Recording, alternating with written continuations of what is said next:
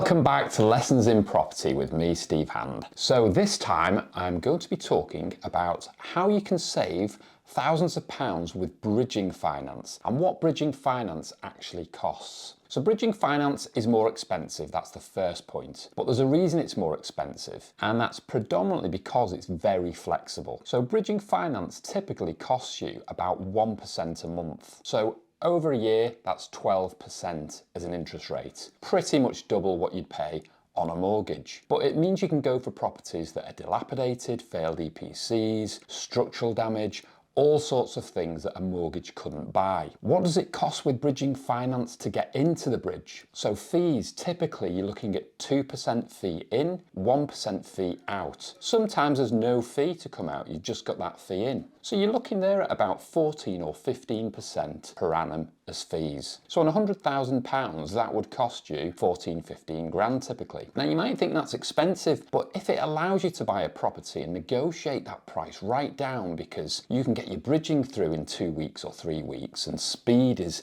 the real attraction, then of course it's a great facility to have. Sometimes with bridging, you might pay a rate of 1.5, 1 3/4 per month. So why would you pay that over 1% per month? Well, some lenders can operate really fast. So there's a case at the moment that I'm dealing with where the lender can put £1 million into the developer's bank account or the vendor's bank account in a week. They can also stretch the loan to value, and they can also operate without a valuation report. So really flexible. Fees with bridging, we've covered those. If you want to save thousands in fees, then there are lenders that will have an automated valuation model, an AVM. They'll allow for dual representation with solicitors. So that means your solicitors and their solicitors are the same, and you can often save money on things like searches, the inquiries that solicitors do, which run into the thousands of pounds, and of course both solicitors or one firm working for both parties saves quite a lot of those inquiries. So there's a number of things that we can do to maximise